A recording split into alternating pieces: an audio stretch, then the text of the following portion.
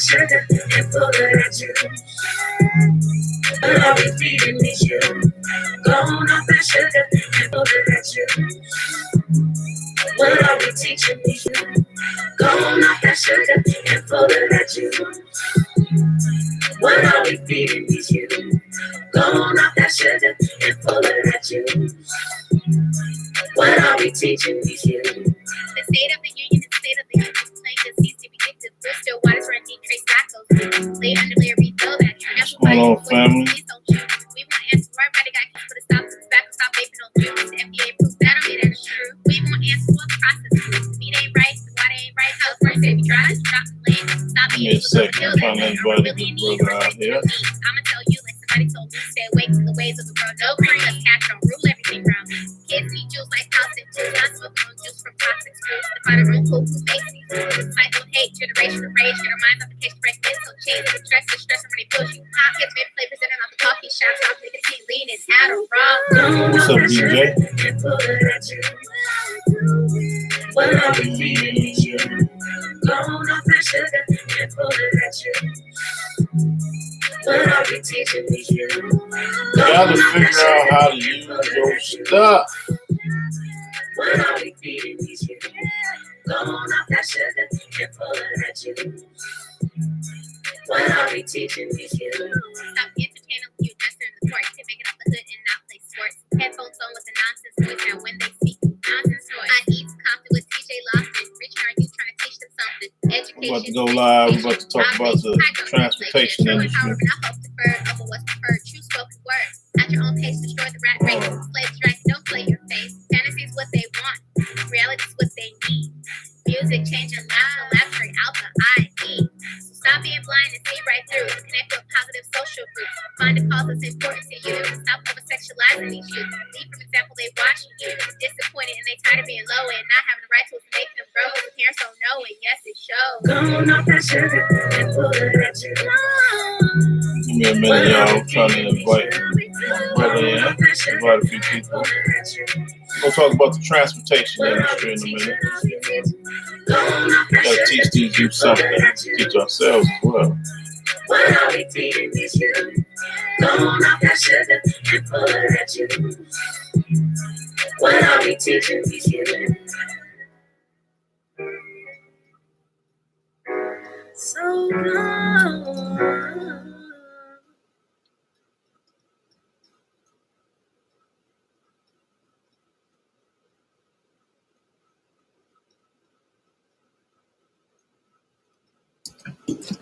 Give me a second, y'all.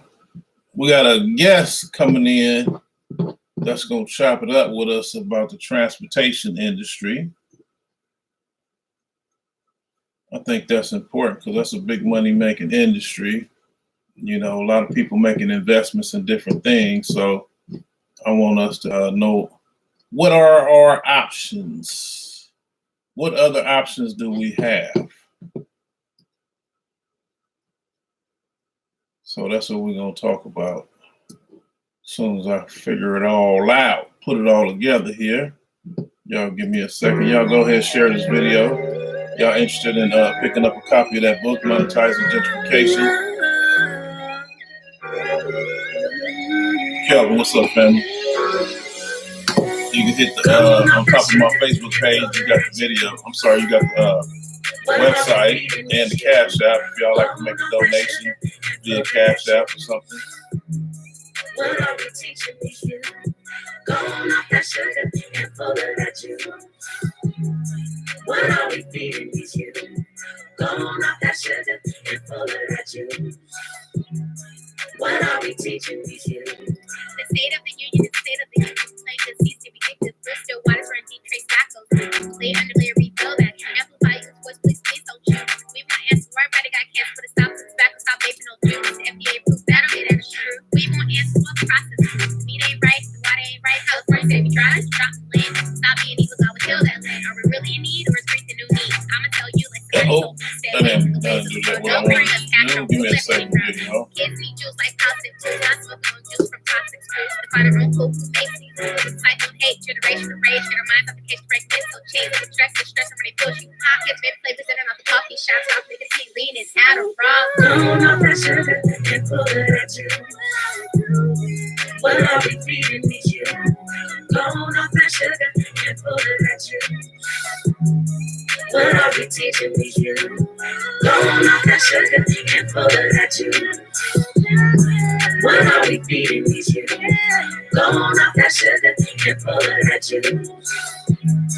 What are we teaching these youth? Stop entertaining when you dress in the court. They make it off the hood and not play sports. Headphones on with the nonsense voice. Now when they speak, nonsense noise. I eat Compton with TJ Lofton. Rich and are you trying to teach them something? Education, gentrification, automation, hydro, that slave shit. True empowerment, I hope the bird. Let me see if I can figure out how to get you in here, LeVar. Slaves drink, don't play your face. Fantasy's what they want. Reality's what they need. Music changing lives, laughing out. All right, I sent it to you. Can you come on in, good brother? Right through. Connect with positive social views. LeVar. Find the causes important to you. Stop over-sexualizing these youth. Lead from example, they watching you. Disappointed and they tired of being low and not having the right tools to make them grow. Because the parents don't know it. Yes, it shows. Going off that sugar and full of that juice. What are we feeding these youth? Going off that sugar and full of that juice. What are we teaching these youth? Going off that sugar and full of that juice. What are we feeding these youth? Going off that sugar and full of that juice. What are we teaching these youth? What happened, LeVar? Say you declined it.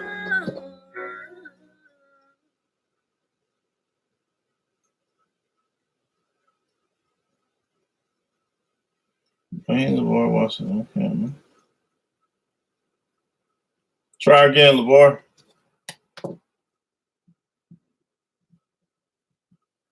I'm trying to bring on our good brother LeVar in here. He's into the transportation industry, making things happen. So we want to go into details. Yes, and we want to have a nice little conversation about the topic, family. There's a lot of people getting involved in it, but got a lot of questions and don't know the answers to them. So, what's going on, good brother? You sideways? You sideways, family? Sideways, family. Okay. There you go. There you go. Perfect. So tell us about yourself, good brother. Can you hear me well? Perfectly. You good to go. Perfect. Okay, you go. All right. Good. All right, yeah, good brother. Yes, I wanted to go live with you, to kind of give my experience when it comes to the transportation business. Within this last 7 months. Wait. Hold on. Tell us what the transportation industry is.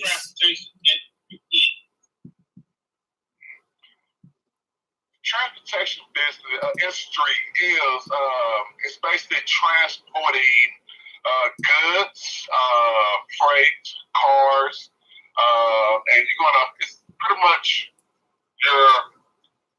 basically picking up a product from A and transporting it to B.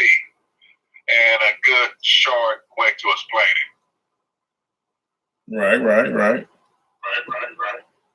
Okay, so how long you been doing this again?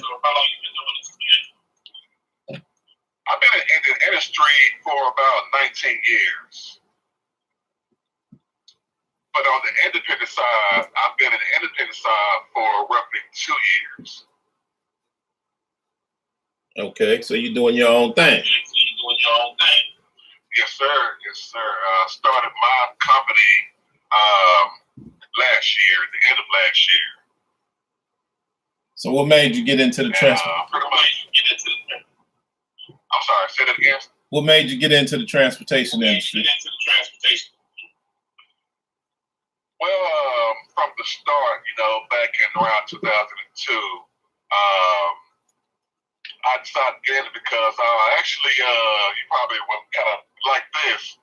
I went to school to be an auto mechanic.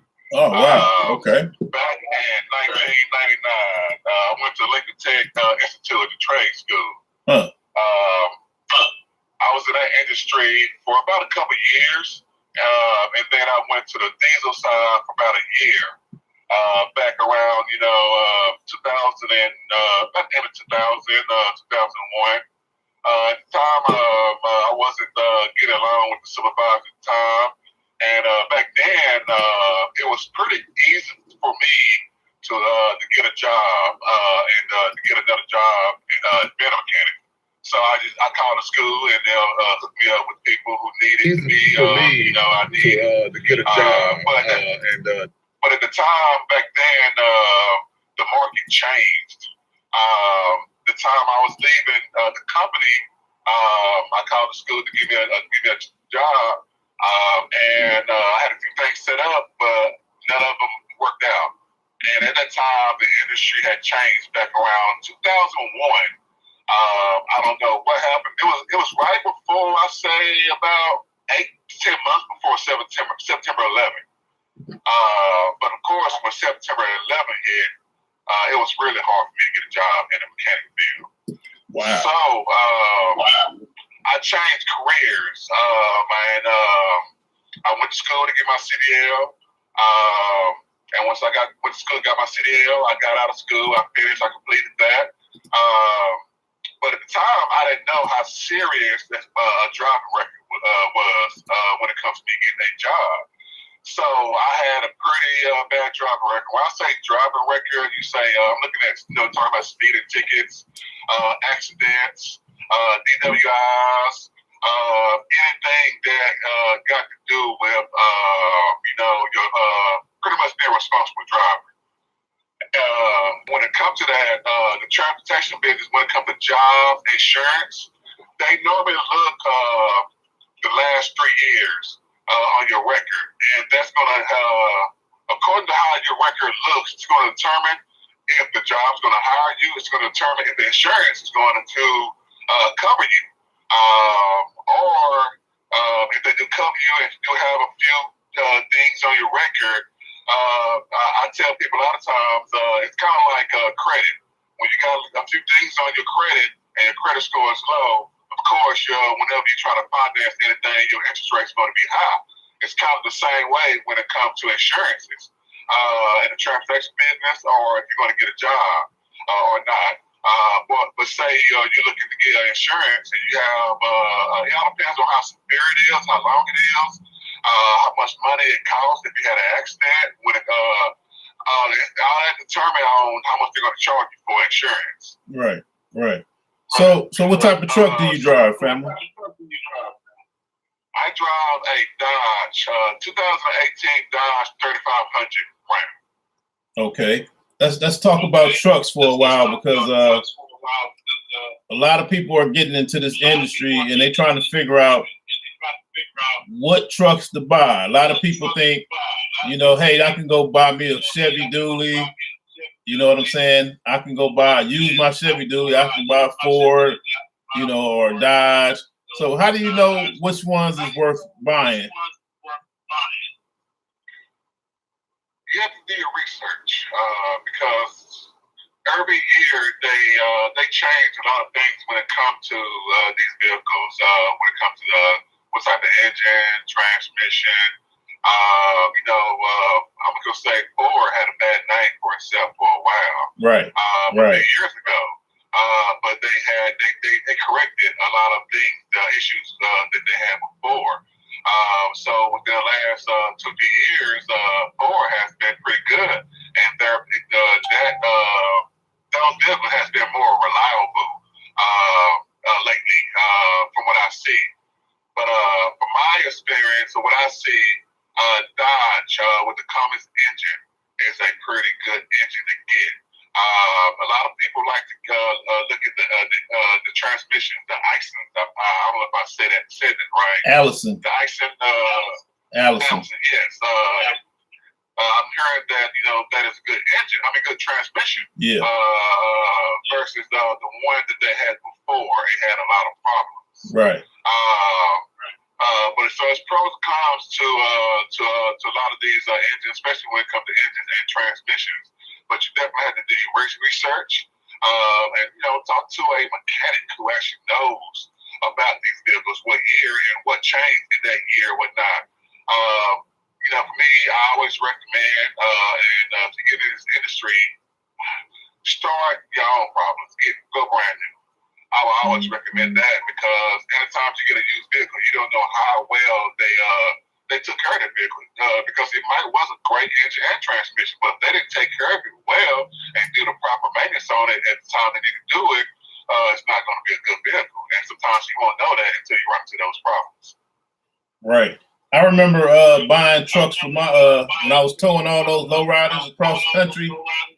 I went and bought a bunch of Ford trucks, and I think we had that 7.3, and that was a beast. You know what I'm saying?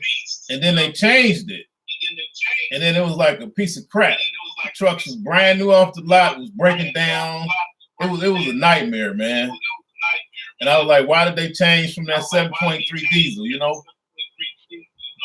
But I look at a lot of people who I had homeboys who came in and went and bought them top kicks, them Kodaks, Kodiak Chevrolets and all of that. Them cats was breaking down like crazy, But I noticed Dodge, when I see people literally pulling cars, pulling heavy stuff, it's always Dodge, pretty much. What's your thoughts on that? Dodge, I can say a lot about, just the different models, and I'm not into like what you is when it comes to different trucks and whatnot. But one thing about Dodge, they have put a good name out there. So they have started and kept up with a good reputation with good, reliable trucks, engines, transmissions.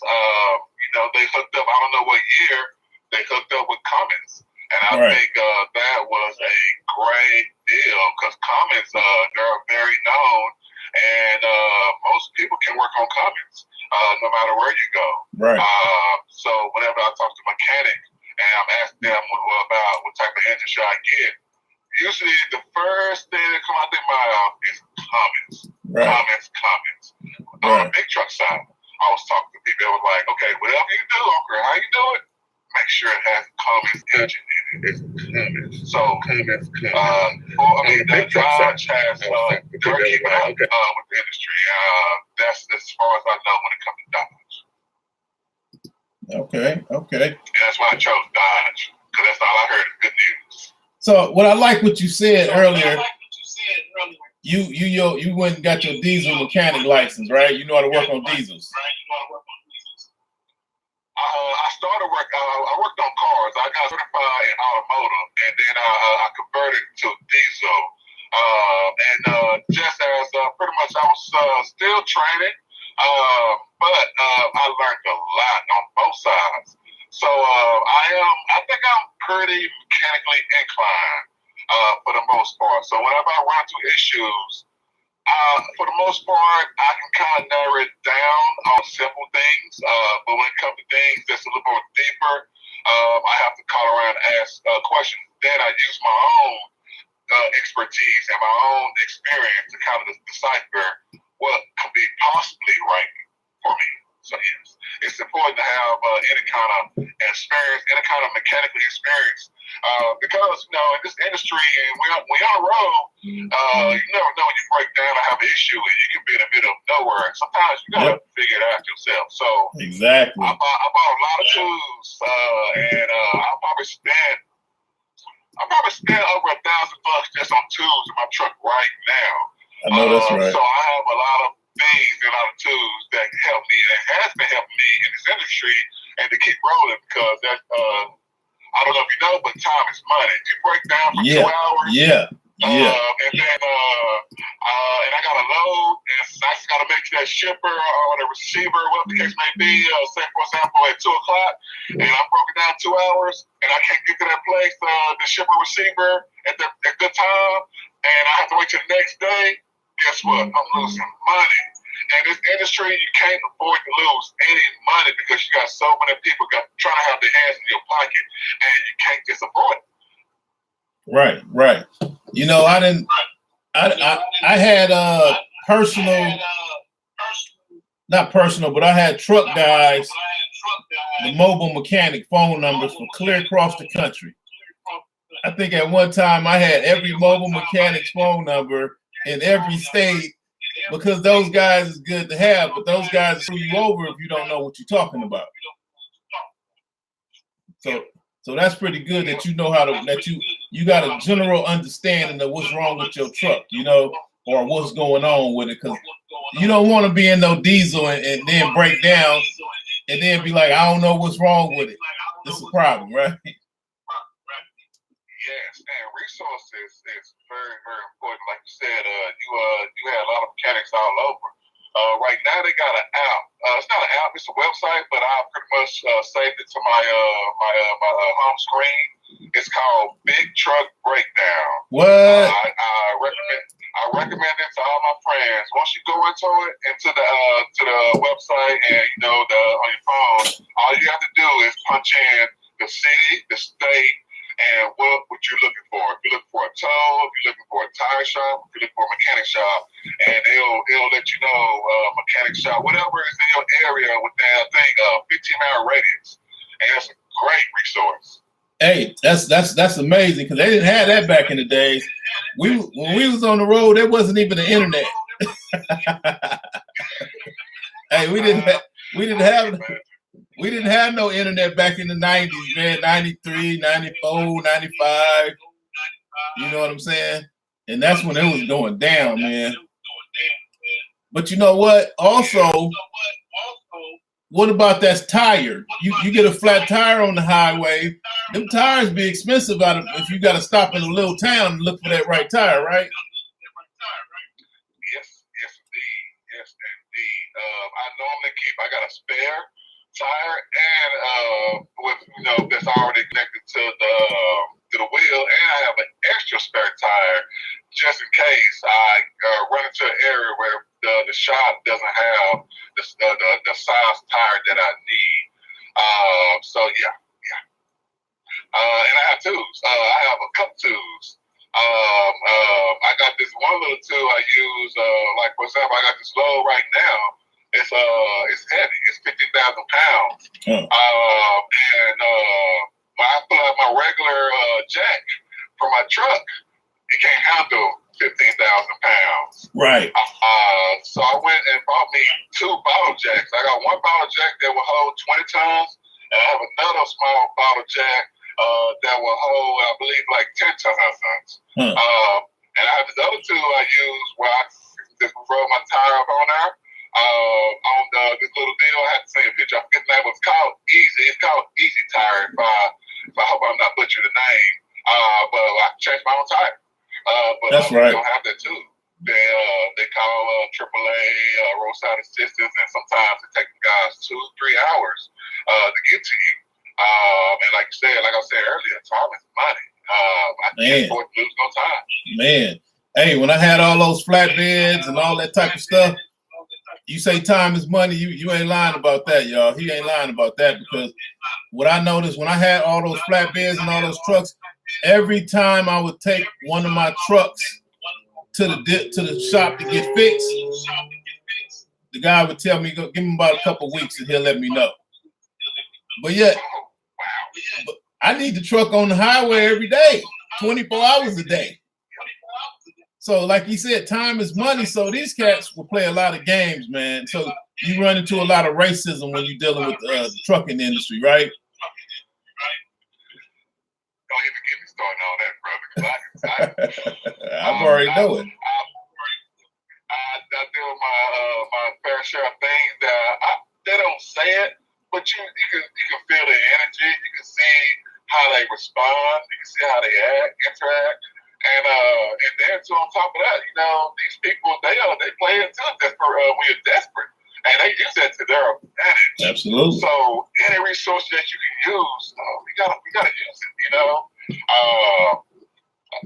I can give you some stories on that and how I got out of the situation with my resources. There you go. We just looking for solutions, brother, to get through it. So hit us with a story on something and then let us know how you got through it so other people will know how they can get through it. Well, I'm gonna say my last story. It was pretty rough. Going through Colorado, I was trying to get home. She was trying to go out of town for the weekend, and I knew I needed to get home so I could watch my son. So going through Colorado, I was going down a two-way highway. Out of nowhere, I hit a goat. A goat came out of nowhere, and it pretty much. By the time I saw it, I was already on it. So as soon as I hit it, I pulled over, and it pretty much damaged my radiator, and all my radiator fluid came out. Yes. So I pulled over. I tried to go find it so I could take a picture just in case I needed it, but I couldn't find it. So I called AAA, but it took them like 3 hours to come out. It was on, and this right here was on what was the last holiday? Memorial Day holiday. Oh, man. So, there wasn't nothing going to be open up until that next following Tuesday. Right. So I called AAA. It took them 3 hours to come out. By the time they got out, I was already calling around for shops that I could get my truck to. I found the shop probably about 20 miles away. A little shop in a small little town. And they was going to rip me a new one, but I need to get my truck back up and running. Right. So I dropped the truck off over there, and I said, okay, I need to figure out how to get out of here. So I checked out a few resources. A lot of people don't know Enterprise. They have a fleet trucks, and they have a way where you can rent dually trucks. Right. And a lot of people don't even know that. So what I was planning on doing is, I think Denver was like maybe an hour and a half away. I was going to get an Uber and going to pick up my a dually, rent one, and going to pick up my truck, my flatbed. I was going to put my truck in my flatbed and get in. But the problem is, in this small town, I couldn't get Uber in that small town to come to me. What? Yeah, so I didn't know until last minute that Saturday morning, and by the time I do all my research trying to figure it out, they were like, okay, you got to call limousine service. So by the time I get a hold of limousine service, they say, oh man, we kind of booked up. We ain't gonna be out there until 3 more hours. I said, I don't have 3 hours because the rental car place is about to close in an hour and a half. Woo! So yeah, so I'm Saturday, and I'm in a hotel, paying hotel fees, $100 a night. That was already racking up. Man. So I'm looking at, okay, if I don't get out of this situation, I'm going to be paying for hotels for the next 4 days. And then on top of that, I'm in this small town, and these people could have ripped me a whole new one about these repairs. They're not going to come in no brakes because they know it wasn't no mechanic shop within miles. So I got this resource on Facebook that I use. We got to take advantage of social media as much as possible. I'm in several hot shot groups in Facebook. So I reached out to the group.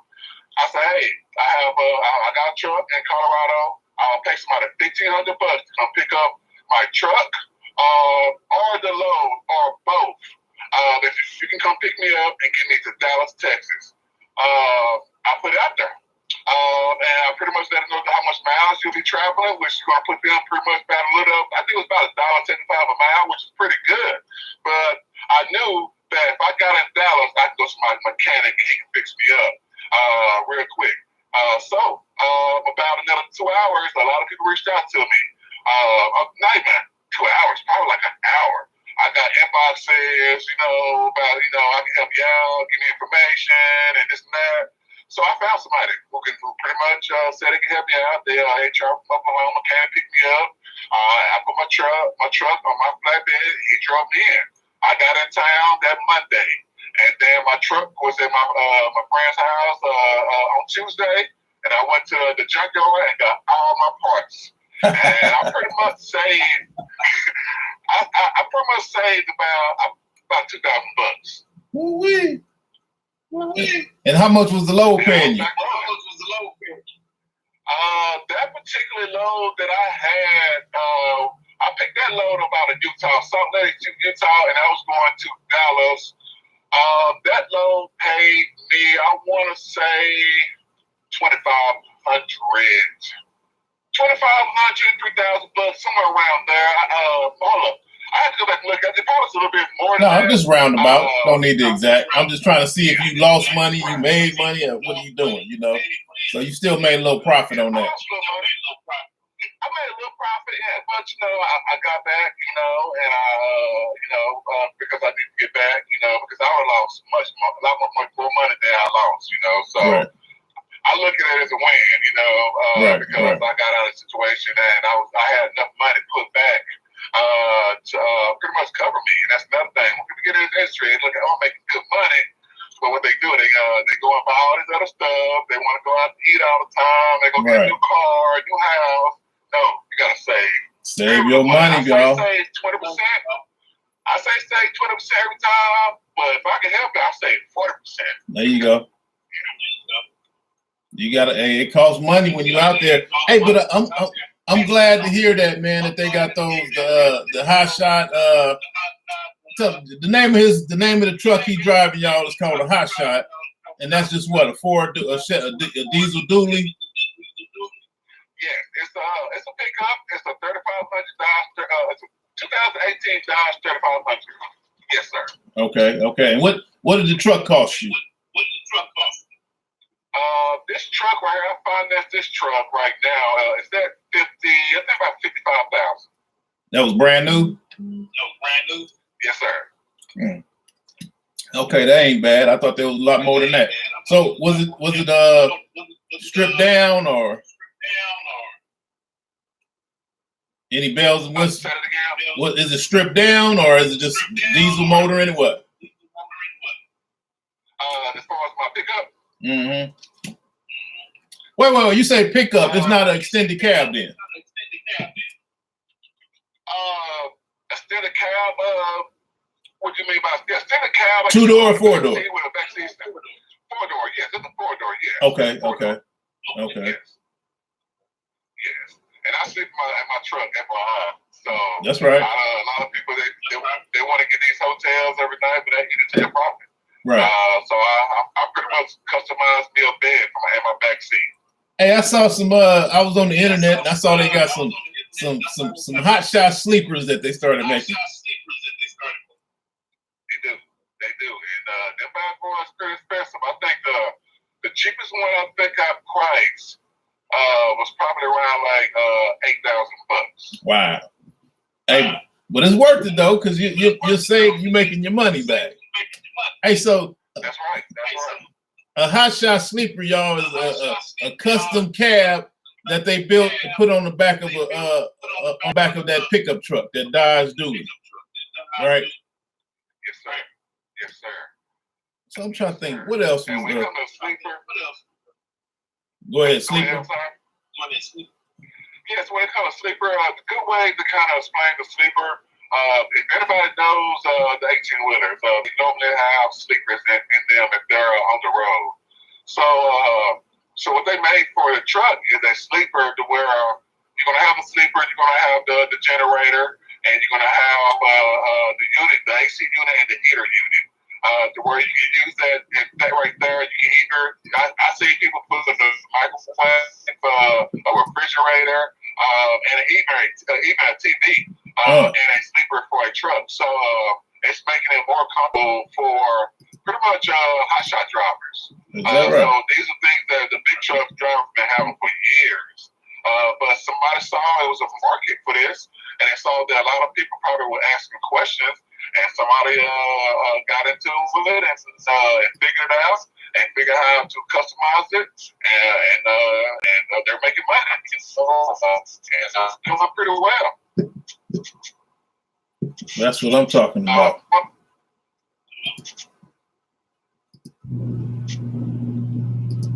Yeah, that's pretty cool, man. It's like I think about all the times when I was on the highway, when I was going back and forth across the country, all the ideas that I was coming up with. So I opened the door for a lot of brothers to start doing trucking and mechanicking. I told people we spend a lot of money on the highway breaking down. So mobile mechanics make good money. So I remember telling a lot of brothers, get your license, man. Start working to learn how to work on these trucks and get on that highway, man. And you'll make some money fixing these diesels on the side of the road. So that was another opportunity. I always tell people we got to learn how to recognize opportunity. So what I did, I kept telling people everything I was spending money on. I was like, look, man, y'all need to do this. Y'all need to start a business in that. Y'all need to start a business in this. And I'm going to give everybody your phone number. So do you see any other opportunities out there, businesses we can start? Yeah, in this industry, this on the trucker side. Because when I was talking to you earlier, I was telling you about the dispatch. That's one side. Right. We have a lot of truckers out there who have their own company, who have their own authority. What I can say, because authority is basically, you have to get approved by FMCA. To start your company and to keep your company going and make sure you are compliant within their rules and regulations. So a lot of people start the company, but they don't have good dispatchers who know the business well enough to keep them running.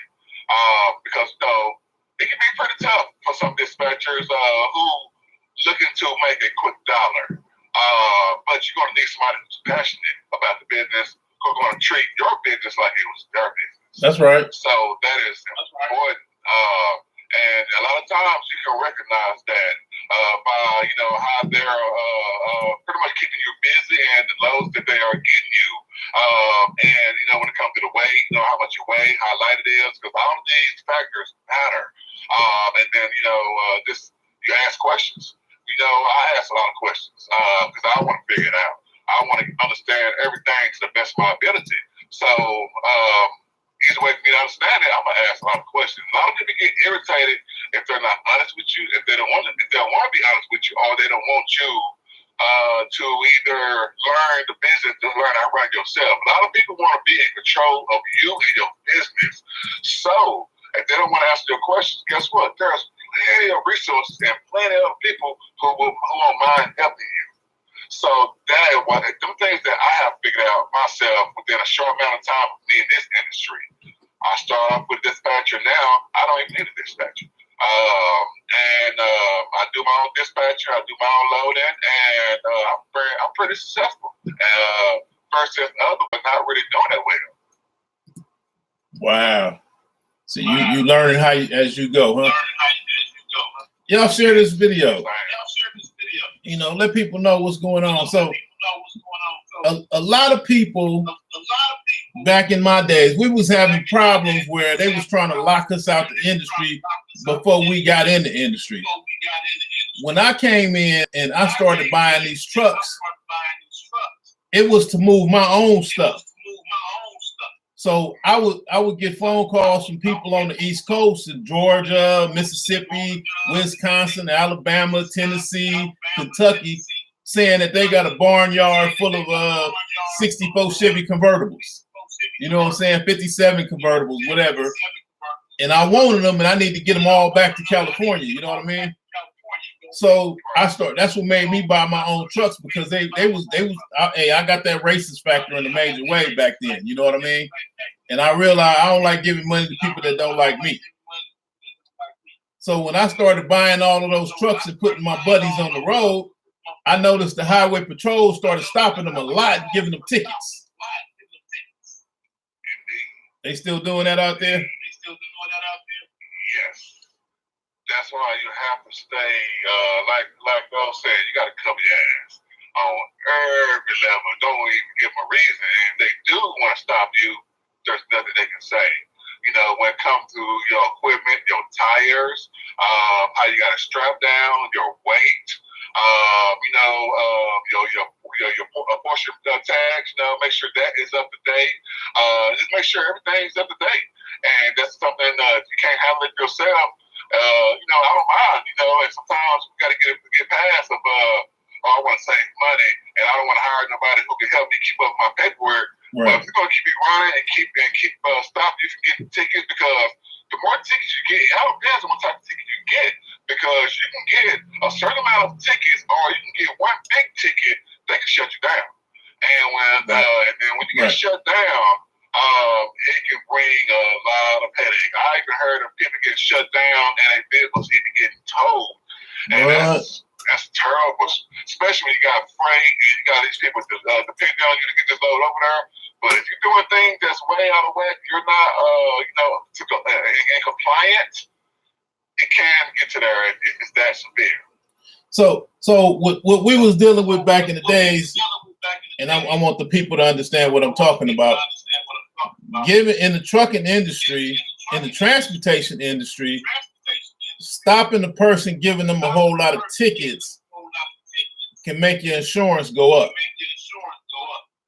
And that's a bad situation. So I would have drivers, people who were driving for me, they keep getting tickets, and my insurance company said, hey, if you planning on keeping this cat, I'm gonna raise your insurance. Other than that, you need to let him go, because he gonna make your insurance go up. So I was dealing with stuff like that. And then you got the trucking, the weight. What's you got? Tell it. I used to have a whole lot of fun with the weigh stations. Man, racism was, the weigh station is pretty much like a checkpoint. Right. Whenever you're usually when you cross the border and going and get into another state, or sometimes before you cross the border, and then sometimes you have a middle spot. It all depends on what state. Some states, you might run through maybe like 3 weigh stations in one state. In other states, you might get through not even going through one. Yeah, you got when you go to a weigh station, you have to stop. Unless you have a what do you call it, a pass. Can't think of the name, but it's a pass that you pretty much have to pay for. And if it goes up green, from my understanding, you don't have to stop. But if you pass a weigh station, for example, and you don't have the pass, and the DOT officer seeing you pass it, not stopping in, it's pretty much like running a stop sign. Wow. Not only will they give you a ticket for running the weigh station, but they're going to make you turn around and go through all of the stipulations when it comes to a level 1 inspection, level 2 inspection as well. Because a lot of times they're thinking like, okay, the reason you passed the weigh station is because you got some problems going on. Right. Let me dig and investigate this and figure out what's going on because you might not be compliant. Right.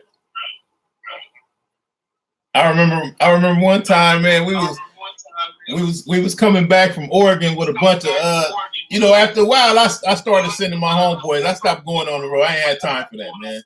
But I remember one of my trips early, I was coming back through from Oregon, Portland, Oregon, with a bunch of Chevys on the back. I had my flatbed pickup. No, I had a flatbed diesel truck pulling a double car carrier, right? So I had 3 cars on the back, right? And I Mickey Moused my electrical plug for the trailer. You see what I'm saying? It wasn't working, so I rigged it up to make it work. You know what I'm saying? It wasn't the regular plug. So I got all the way back from Oregon, and we was coming through Gorman. And I fell asleep. I kind of like lightweight falling asleep on the road, and I missed that 58 because I was gonna go into Palmdale at the time, right? And I missed the 58 freeway, so I went straight through. I was gonna go down and come all the way back up around and catch that 14 freeway, right? So I messed up, man. I missed that 130. I missed the 58 and the 138, right? So all of a sudden, I had to pull over in the weigh station, and they stopped me and they said, "Oh, they flagged me." They say, "Pull it in, pull it over." They said, because what's up with that plug right there? So when I'm on this, so I'm in the back with all the rest of the people, and they say, where you going? I'm talking to all the rest of the truckers. They say, where you going? I said, Palmdale. And they said, man, what's wrong with y'all? Why y'all didn't go to 58? They was laughing. They was like, you tripping, man. You were supposed to take the 58 on the 138. You don't never come through here. I was like, man, I wasn't even really woke, right? Hey, but so they took my truck. I mean, they took my trailer from me. I was able to take my truck, but they took my trailer with the 2 cars on the back. So I had to drive all the way to Palmdale, go get my other truck, drive all the way back up to Gorman and go get it. What is that? The Grapevine, right? So hey, I know a lot about that truck, man. That industry was no joke right there, but it's a lot of money to be made. It is. But you know, Yeah, it's got go ahead. No, go ahead. You were saying what? Oh no, I said it is. Just got to know how to work it. You gotta work it. To your best of your ability for your power, for your company. A lot of people do things for these brokers, but these brokers don't care about you. They just trying to make a little bit off of you. Absolutely. But go ahead. Yes. Absolutely. I when we started, like I was saying, I was towing all of my stuff, right? So I was sending all my trucks from California empty to go pick up cars. Okay. So over the years, we started catching the attention of all these car people. And they would be like, all of a sudden we got Ferrari, like, hey, can you tow some cars up to Mississippi? Can you tow some Lamborghinis out to Wisconsin? Because we know y'all going empty. And how much would you charge to throw a couple of these cars on the back of there for me? And I wasn't trying to make no money off of them cats. You feel me? So I really wasn't interested in that. But long story short, we created a lot of relationships, man, with people I would have never thought about, So these big companies be looking for the little people who really ain't tripping off of that. You know what I'm saying? Now I see a lot of my partners, they got big contracts pulling all kind of cars on the back of these trucks. So what else is going on in that industry? Tell us about the money, man. What's the bottom line? What can you make as a hot shot driver? As a hot shot driver, if you do it right and you stay in a good area and you stay busy, and you're gonna have to work, to get it, But you do it right, you probably can look at about $5,000 to $6,000 a week. That's gross. But when you got gas, you got to take out, tolls, the money you put back, you got to pay your truck note, trailer note and whatnot. But it's always good, whenever you do get a load, you want to get the lightest load. Because I have a flatbed trailer, so I have a 40-foot trailer. So a lot of times, I might get a load. Like today, I got a load that was only 10 feet, 2,500 pounds. I try not to do anything over 15,000 pounds. So when I book that load, come out of New York, and it's going to go to Shreveport. But I have until next Thursday to deliver that. So after I booked that one, I started looking for something else going down south.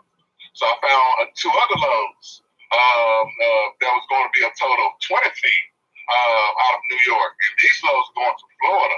So I look at this flatbed business as renting out, space. So right now I actually have about 7 feet of space that I still can rent out. I'm always searching, I'm always looking at the load board, and I'm always trying to negotiate. So that's why this industry is good, because sometimes I can get a load that's going to pay me $2 a mile, but it only cover half my trailer and half the weight.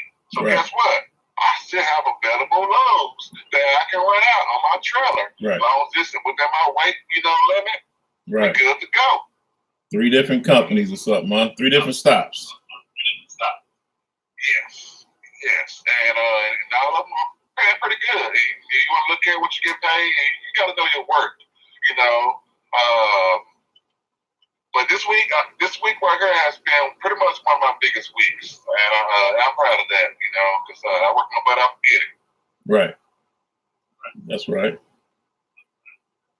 Man, so that's pretty cool, man. It's a lot of money to be made in the world, y'all. And do you see a lot more African Americans getting into the trucking industry? A lot of us? I do. I see a lot of, but you know, the people I know, it's a few of them that's out here on the road, and I got a few of them that like to stay within town. What I noticed is most of my friends who like to stay and be home every night, they're not that good, especially coming out of Texas. The area is very important to look at when you get in this industry. You got to look at what the market is in your area compared to what you want to do and how often you want to be at home. I think it's easier to be home every night if you're going to probably transport cars. Right. But if you're going to do general freight, you're going to have to get out there a little bit, especially like come out of Texas. But if you stay somewhere like Ohio, Indiana, Chicago, you can do that. You can probably be home every night, or you can be home every other night, and still bring home probably about close to $5,000 a week. So tell me about this, about the weather. How's that the weather affecting you, man? Because I was in Louisiana, about 3 weeks ago. Man, it was flooded out there after that storm had hit. I mean, like real quick, fast, and in a hurry. Blink my eye and bam, it's flooded. How does that work out for you? I know you're dealing with snow, you're dealing with floods. What else going on out there? You gotta roll with the punches, baby. You know, you I got an app on my phone, and I'm constantly keeping up with weather. I'm constantly checking the climate in different areas, and you got to stay up to date with what's going on, because you can, like I said, when that storm hit New Orleans, I almost got a load going in that direction, and I'm glad I changed my mind. I mean, I probably could have made it down there and barely dropped the load and come out of there, but it'll probably been pretty rough for me to even get in that city to even drop that load. If I got a full load, if I can't drop that load, that would have put me in a horrible position. I would have had to wait till they clear a road to drop that load. So when it was wintertime, a lot of people, you know, they get a little scared coming up here up north, Midwest and East, because you know, they deal with a lot of snow and ice in different areas. The snow doesn't really bother me. Ice bothers me. I can roll through snow for the most part, and I did this past winter and before. But when it comes to ice, that can be a problem. And sometimes, a lot of times, DPS and the state patrol, they'll shut down the highway, especially when you got like Texas. Texas, they're not used to ice. They're not used to snow. So by them not being used to it, they don't have a lot of those sand trucks out there. They're not prepared for those situations to come about. So when it's snow in Texas or even Dallas, or I mean, when it gets down to icing, you're looking at ice on the road for about 2 or 3 days. So they're pretty much advising everybody to stay off the roads if you can help it, you know, because you can get stuck, you know, or you can pretty much be in a situation where you can pretty much get in a wreck or get something even more severe. Up east, Midwest, they're a lot more prepared. It might be snowing or it might not snow. They already have sand trucks out there. They already have people. They've got their own personal trucks, bulldozers out there, and I was like, okay. I think this is an industry right here. I see a lot of people when I'm passing their houses, they have their own personal truck with the bulldozer hooked up, you know, where they can push out sand. And I'm like, I'm pretty sure they contract with certain people out there where they can make a little extra money on the weekend. That's another market as well. But up in the Midwest and East, they're a lot prepared, and they have everybody who's willing to get out there and clean these roads up as quick as possible. Right. I remember coming back from Ohio one time, and I was going through Ogallala, Nebraska, and they said the storm had hit, and they shut it down. They said you may be here for 2 hours, you may be here for 3 days. I said, what? Hey, man. That was crazy day right there. I could not believe that, man. That was crazy. That snow built up so fast.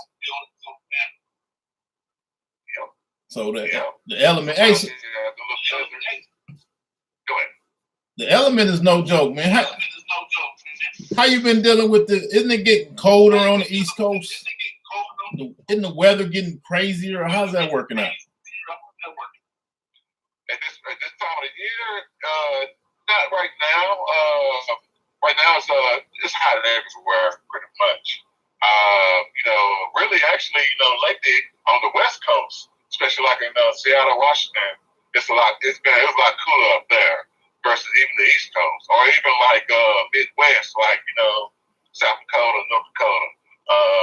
It's pretty good weather up there. 80 degrees, 70 degrees, things of that nature. But within the next 2 months, yeah, all of that's going to change everywhere. Why you say that? What's that? Well, in the next couple of months, that's when the weather change, the climate change, especially when it comes to Midwest and the East Coast. So, in Texas, down south, we're not used to seeing, the climate change, when it comes to snow until possibly, October, November, December. But up here, Midwest, they'll probably start seeing that up in early October, and things of that nature. It all depends on how Mother Nature, decides to come out, and change everything. So, yeah. Okay. Well, but through all of that, that's a heck of an industry to be in financially, right? It is. And, just right now, I look forward to have a plan to hire drivers. You got to know how to work it, and independent drivers is very important to look at. A lot of people will go out and probably buy 3 or 4 trucks. But I would never advise anybody to do that unless you either got a great contract that's locally, or you already got those drivers, good dependable drivers, already in your pocket who's good to work and who's not scared to work, who's going to do what they can do to get it done. But what I'm noticing is a lot of people don't like fooling with smaller carriers. Really? Because they look at insurance, which you still can get insurance for drivers. You still can get workers' comp. But for the most part, if you're not in that truck and turn those wheels, you're not making no money, and you can't really pay the driver, vacation and things of that nature. So what these big companies are doing and how they work it is, like for me right now, I can get paid $2 a mile for a load. I can pretty much do a load, and I can probably get paid $1,500 for one day. So what these big companies do, they get paid that money. They get paid $1,500. My time they get paid even more. But what they're going to give you is $200 that day. Huh. They ain't gonna tell you how much they're making. Wow. So guess what? They can afford to give you a vacation 2 weeks after a year. They can afford to give you a 3-week vacation 2 weeks. Guess what? They owe you more than that. Right. They can afford to give you sick time. But guess what? In Texas, like the company I was at, they wouldn't even give us sick time hardly. They barely gave us vacation. They gave us vacation the first year, but I didn't get a 3-week vacation until my 7th year into the company. And making $200 a day, $300 a day. So when you think of that, it's a game, and people don't really understand that. You're like, okay, this job security, but you working your butt out, and they'll give you pennies. They're not going to give you your work. But work. You can go into their office, talk to their supervisor, and say, we need to have a meeting. I need more money. I need to get a raise. I had a new baby. I got a new house. You're like, I'm sorry. I have 20 other employees or 100 other employees who like the same thing. But my company's not going to grow. And, of course, people that I'm answering to when it comes to the CEOs, they're looking at that profit margin, and they're not having it. Right. One more thing I wanted to talk about. You mentioned people could go out there and buy 2 or 3 trucks. I want them to know about the fleet sales.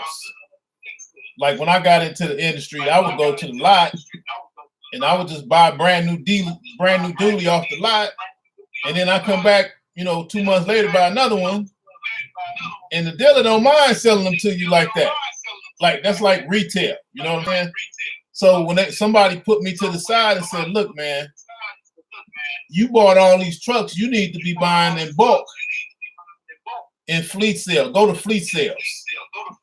Meaning, I want to buy 4 trucks at one time. You know what I'm saying? I want a relationship to let them know that I'm buying a bunch of trucks, so I'm not expecting to be paying retail. I want to get my trucks wholesale because I'm on the road. I'm buying like 4 or 5 trucks every 6 months, and I need to get that discount in, but they won't never tell you that. So y'all got to look into fleet sales. And when I tapped into fleet sales, that opened the door for me to turn around and start getting affordable repairs all over the country because I'm using Ford. So are you familiar with all that? I'm not so familiar with that. I get the concept though. You wanna let people know that you're gonna spend money, and I scratch your back, you scratch my back. Right. Right. Deal. And you want to talk to the right people. Looks like you get a discount because a lot of people ain't giving the numbers. Like for these dealerships, they might be selling these trucks like my truck $50,000, but they're not telling you they probably paid $15,000, $20,000 for this truck. Exactly. To put it together. And they can afford, really, they ain't gonna tell you, but they can afford to sell that truck for $35,000. And they know and see a value of you buying other trucks. Right. Tell them, like, I got this deal going on, and you got to go and know how to talk to them. You got to know how to deal with them. If they don't want to work with you, you go over their head or you go around the corner. That's right. Guess what? Somebody's going to work with you. Somebody's going to talk business with you because they want that sale. If you in that industry, you want to look for the fleet manager, y'all. Always ask for a fleet manager it don't matter where you at, Dodge, Ford, Chevy. You always ask for fleet sales and let them know you growing your business and you want the fleet pricing for discounted on trucks. You want discounted on repairs. And that's what I liked about buying the trucks brand new off the lot, because they got Ford dealerships all over the country. So all I had to do was get my truck into the Ford dealer, and I can talk to them like, "Look, I need y'all to give me a new truck because that shouldn't have happened." You know what I'm saying? That radiator shouldn't have went out, or that's a brand new engine. That engine shouldn't be doing that. You know what I mean? And they looked at my record, my transaction history. They like, "This fool done bought about 12 trucks from us. We don't want to piss him off. You better do that for free." You know what I'm saying? So that's why you got to go to the fleet sales. So, for example, I was dealing with the little small dealer in Palmdale, California at one time, right? And when I found out the biggest Ford dealer in the country was Galpin Ford, and they was in the valley, I was like, "Rip." Went right on down to Galpin Ford. Hey, they rolled the red carpet out for me, man. They was like, "Oh yeah, we want your business." Now, when I'm going all around the country and I had them Galpin Ford plates on my truck, all them other dealerships across the country was like, "Okay, such and such, Jeff, blah, blah, blah." I was like, "Yeah, that's my boy." It turned out they were supplying all them little truck companies, other shops, So it's a lot of game in that. You know people. I would get on the phone and call a cat in California, and say my boy broke down in Florida, and he would tell me, "Send it over to such and such into Tallahassee, and that's our brother, that's our sister company, and we'll take care of it from there." That go into your one. I'll be like, "Whoa." They handle it. You know what I mean? So relationships is very important in that trucking industry, family, transportation. Very. And I'm staying in building relationships and keeping them. You gotta you do good work, and be honest, have integrity, people see that, people recognize that. And people, a lot of people know it's kind of rare for people to really, be a man of their word, and really, be honest, about, how they handle the situations, and either get in and how to get out of it. Like, just for example, I had a load actually yesterday. It was oversized. It was a model.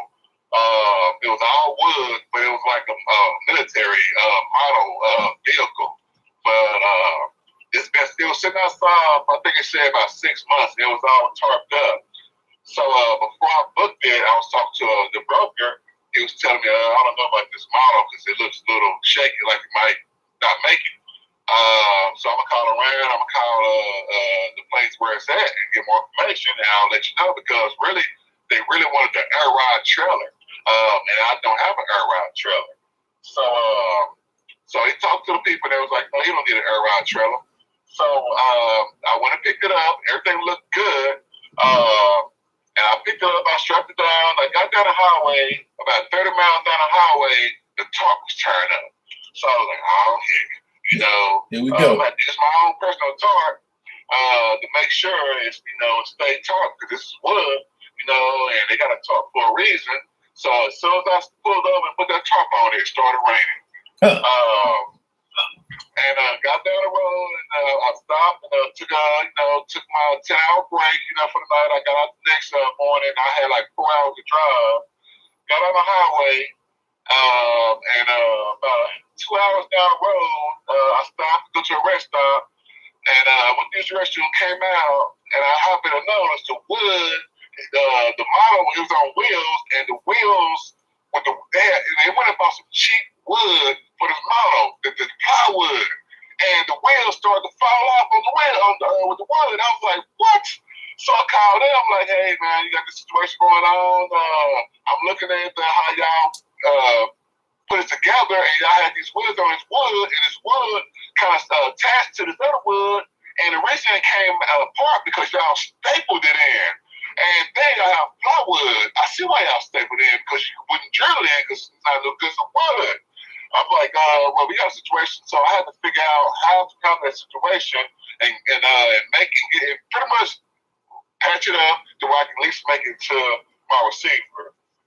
So I went pretty much bring it up. I'm about to set out my boys and I got that bad boy up and did what I had to do.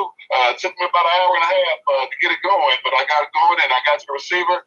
And that was really thankful. And they actually gave me extra money on top of my load, and then an extra tip because they appreciated how I handled that situation.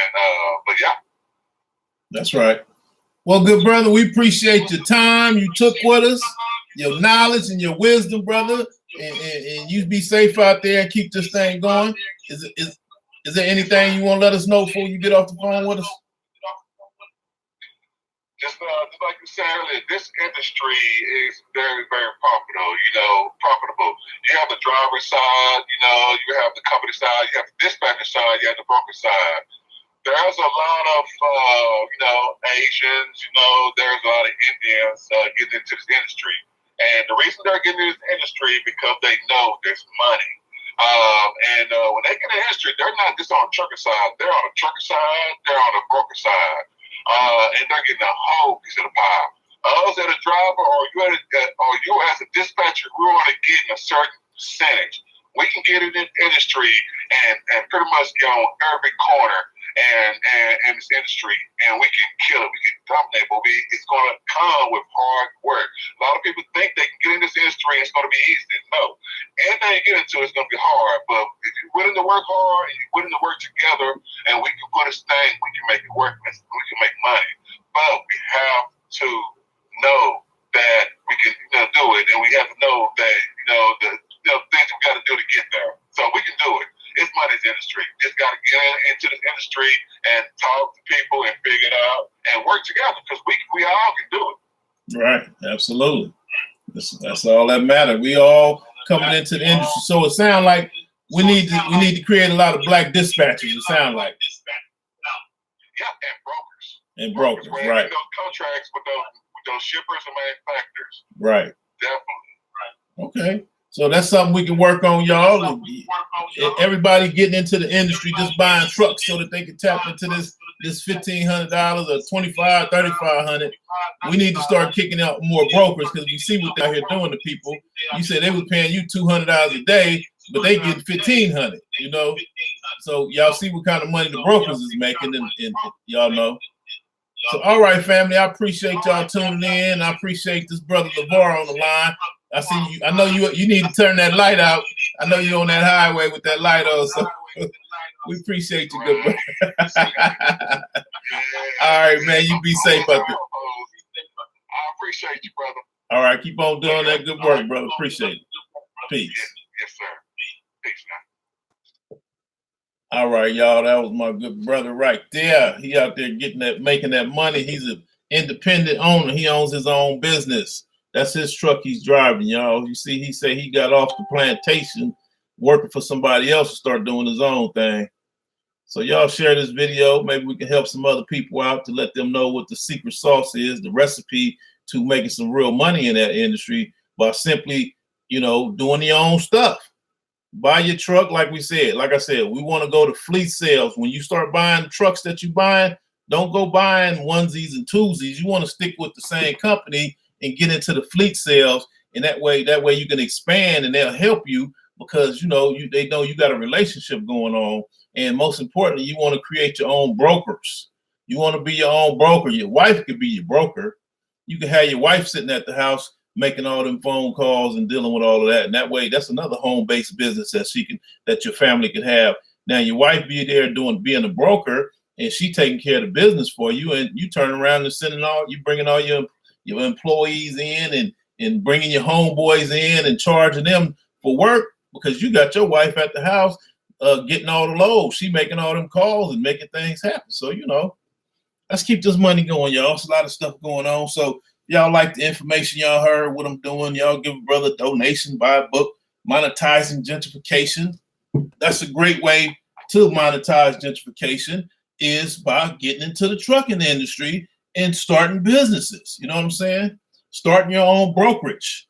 I talk about all that kind of stuff. That's how you build black ownership, family. Buy your own trucks, work for yourself, be your own boss, start your own brokerage firm. You know what I'm saying?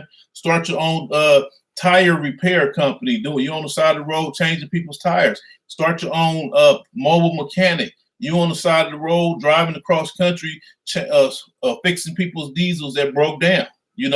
Have your state say you'll cover these states, and all of a sudden somebody break down, you put your trucks on the road and send them to them drivers. Like you hear that brother said, it's all about who got time to do it. Most people, when they break down, it's like a bad time, and they like, man, we can't get nobody out there for 4 or 5 hours or till tomorrow. But if you got a lot of mechanics, you can put them on the highway right then and there and say, hey, man, you say you can't get nobody, it's going to be, $1,500 for that repair. But if it's a holiday weekend, I'm going to have to charge you $25 if you want my boy to come out right now. Man, they're going to be more than happy to pay it because he need to get back on the road. Or they need to get, I ain't trying to say gouge people, but I'm just telling you the kind of money that's out there. So anyway, these are just ways to monetize gentrification, family. We have to have our own. So talk about all these type of things in the book, Monetizing Gentrification, Building Black Ownership. It ain't just about gentrification, family. The book is not just about gentrification. The book is about making money, building Black ownership in real estate, automotive, the transportation industry, entrepreneurship industries. We have to make money. So let's start our own businesses. That's why I brought the good brother on so he could talk about it. The book is only $32 to your door. You can cash at me with your information, $32 to Thomas, Thomas T.J. Lofton. Or you can go on the top page of my Facebook page and see it there. And or if you'd like to make a donation so I can keep on doing what I'm doing, trying to bring y'all this good information. I appreciate that cash app early on in the phone call. Thomas T.J. Lofton. Or if you'd like me to interview you because you got an amazing industry that we're not talking about, that we're not putting our people in, let's do that. Let's get on the page together and let's put the good information out there, family, because we all need to know. You know, it's a lot of, like when I was coming up back in the days and I'm building them lowriders, people looking at me crazy. I say I build cars. I build lowriders. I make money, and they looking at me like, "Wow, you're a mechanic. How you making money?" So I needed other people that was willing to come on and talk about it. You know, not everybody is willing to tell you that they making 6 and 7 figures. You know, so anybody who is willing and want to share with us and talk about it, I appreciate them. You know, we need to know what's going on. So anyway, family, I'm about to check on out of here and go handle some more business. I'm out here in Georgia still. I'm hanging out. I'm running back and forth, but I'll be here for the We Buy Black conference coming up on the 23rd, 24th, and the 25th of August. And we're going to make it happen, y'all. Talking about building Black ownership again. We Buy Black. All right, fam, I'm out. If you'd like to look me up, get on my mailing list, you can go to my ThomasTJLofton.com, my website, pick up a copy of that book. You'd like to book me to come out and speak at your next event. It don't matter what state you in, what city you in, or what country you in. Reach out to me at area code 310-619-3954, and let's make something happen.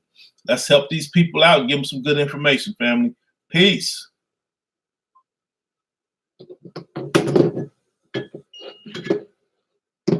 All right, YouTube, I appreciate y'all tuning in. If y'all don't mind, I appreciate it if y'all can turn around and click that subscribe button for me. I appreciate it.